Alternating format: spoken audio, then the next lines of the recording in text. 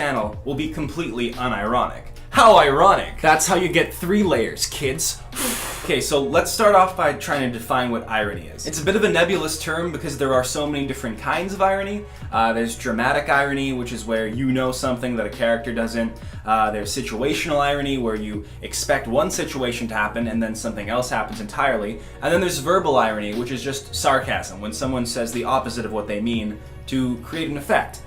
Somebody who hates broccoli gets served broccoli, and they're like, oh boy, I love broccoli. One layer of irony is very boomer, is very, it's very not of our generation. Flat out sarcasm doesn't carry as much weight as it used to, and especially young people online have started mutating irony into something very different, and that's what we're going to be talking about. So as a satirist, I'm going to tell you how I use irony as a literary device to create my satire. A satirical example people like to use, one of the most famous pieces of satire, is called A Modest Proposal by Jonathan Swift. So this is a classic satire. It's pretty old, so it only has one measly layer of irony, but the gist of it is essentially Jonathan Swift says, oh hey, we sure do got a lot of poor people, why don't we just eat them? Why don't we just eat the babies of poor people? That's essentially what the whole gist of the satire is about. Now, this works off of irony because he's saying, oh, let's eat the poor people, when in reality he's saying, wait, why do we have so many poor people? Maybe we should be treating them better.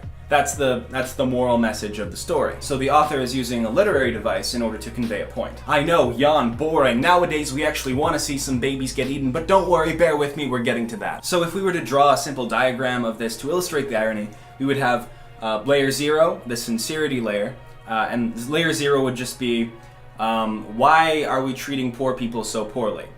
And then on layer 1, we would have, let's treat poor people extremely bad. Again, the fact that this is such well and old revered satire is kind of like startling to me because I can easily construct at least 12 worldviews where eating the baby is totally chill, but okay, let's go with it. What if the baby consents though? What if the mother really needs the money? What if the baby's a minority? In layman's terms, satire needs a base of reality to function off of, so that when you say the opposite of the reality, people can be like, oh, obviously this person is being satirical. People can recognize the satire, and then they kind of know what you're trying to do with the satire. But now, and I'm not the only one to notice this, I'm sure if you're around my age, you've probably noticed this too.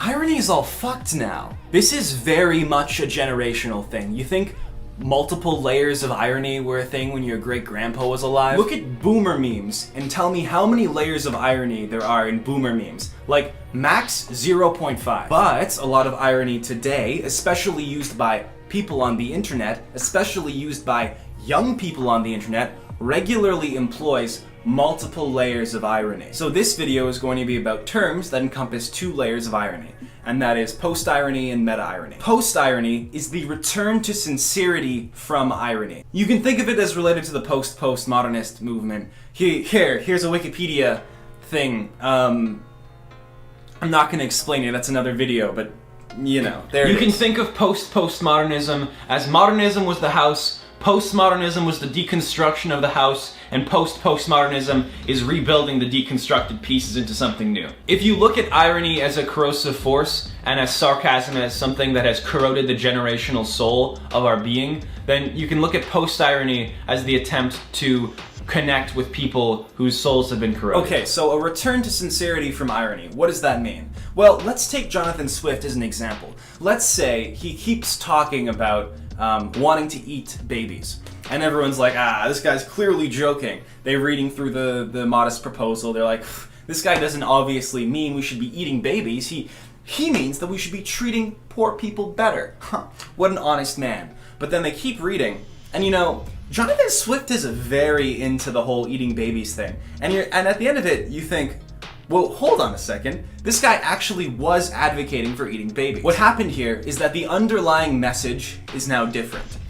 Jonathan Swift wants you to eat poor people's babies. He was just using irony as a deflection from that fact. He took you through a layer of irony only to return you back to the sincere point that he wants to eat babies. If we were to draw out an irony diagram of the literary device, it would look like this. On layer 0, we would have, I want to eat poor people's babies. On irony layer 1, we would have, we should be treating poor people better. And then on irony layer 2, we would have, but actually I want to eat poor people's babies. Here's another example. Post-irony is the return to sincerity from irony. I definitely know what I'm talking about. This is well documented. It is. If I dress up as a homeless person with a sign that says, "Not homeless, just doing this for the aesthetic," and I sit out on some street corner and I pretend to be homeless for a bit, you could say I am being homeless ironically. If 2 years later you come by and you see me on that same street corner and I'm actually homeless, and you say, "Zrej, what happened? I thought you were just doing this as an ironic bit." And then I say, "You know, I was starting to do it as an ironic bit, and then I realized I actually really like being homeless. And now I've actually lived on the street for the last 2 years."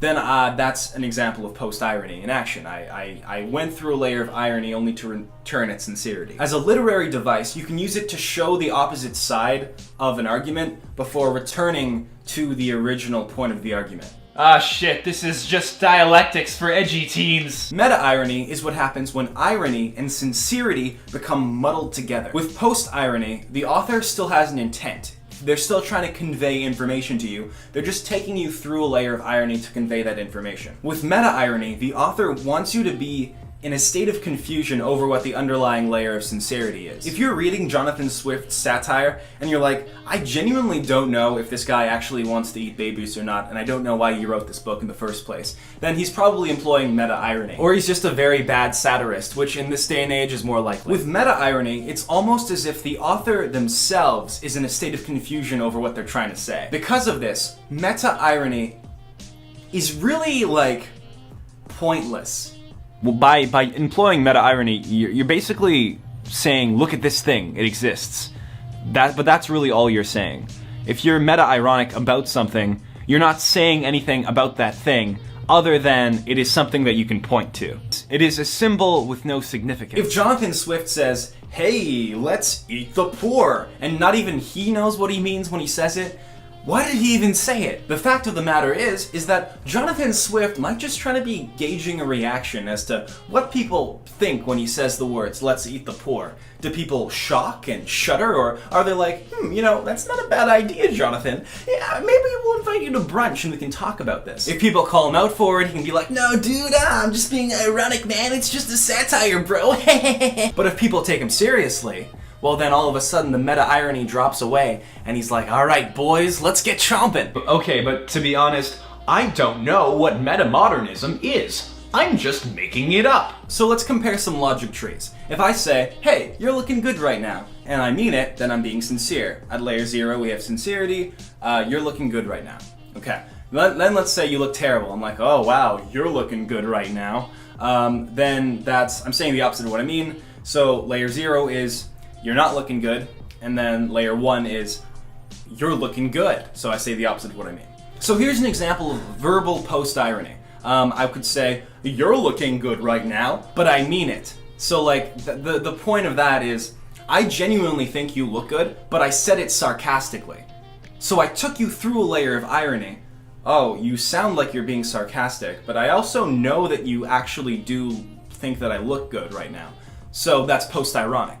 If I say, "Oh, you look good right now," but I don't even know what I mean when I say it, and you don't know what I mean when you say it, then that's meta-irony. I'm muddling the ironic way that I'm saying it with the fact that I have no fucking clue what I'm speaking about. It's not that when employing meta-irony, the author legitimately, doesn't know what he's saying, but the way it's conveyed makes it so that it's not really possible to get to a sincere underlying layer of what they're trying to say. Which is why meta-irony is kind of like a meaningless phrase. It's meta because it exists only in reference to itself. It only exists as it is being said, but it conveys no meaning. Let's use another example just off the top of my head. Let's say there's a centrist and he wants to make political satire. If he were to do political satire traditionally, he would say the opposite of what he means and in an exaggerated light. For example, he would call himself an anti-centrist and he would say death to all centrists because that is the comically exaggerated opposite of what he actually believes. Centrism.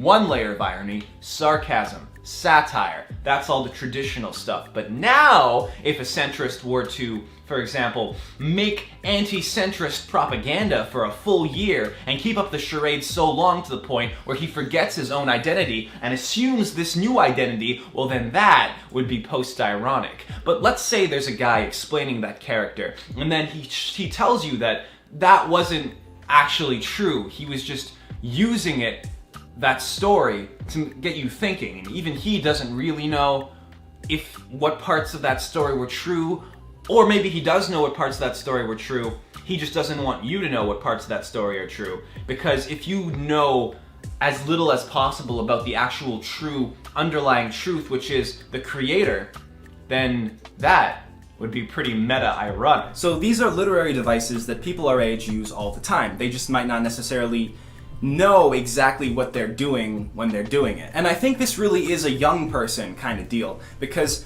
you know, edgy teens especially, they want to say stuff to see how it feels, to see how it sounds coming out of their mouth. That's how they explore ideas. That's how they try on worldviews like gloves. I think a lot of the time, meta-irony comes from a place of genuine confusion, and post-irony comes from a place of trying to hide an opinion with a layer of irony. But of course, these are literary devices, there's no connotation associated with them, and they can be used in any number of ways. This is just how our generation tends to use them on the internet. You may ask, why didn't my English teacher tell me this? The answer is because your English teacher is a normie. And not only are they a normie, but they're also completely disconnected from your generation's culture and will never understand it. So you should give up on trying. Okay, so now I'm going to explain to you how I use irony within my satire. People will describe satire and irony in different ways. So I would say the essence of satire is exaggerating a contradiction in something to the point of absurdity. But the thing with satire, and people take this as a given, is that you essentially need to have a coherent framework, a worldview, in order to filter satire through. And you just had a bunch of satirical different satire. Go through the lens out of one thing. Filter through different things. Can't align with each other unless have a coherent. In order to get a bunch of as far as I know, this is a relatively new kind of artistic territory I'm embarking on here when I make this kind of satire. In my mind, I call it post-satire because it sounds cooler. That's it. That's the only reason. I personally don't identify with the postmodernist movement. I also don't identify with the post-postmodernist movement or the metamodernist movement. You see, I identify as a post-meta postmodernist. That means I have at least 3 layers of irony with everything that I do. You see, I could tell you how to use 3 layers of irony in your satire, but do this entire video unironically. I am Jonathan You think that Swift, an ironic and I want you video to about eat babies. irony, the only thing more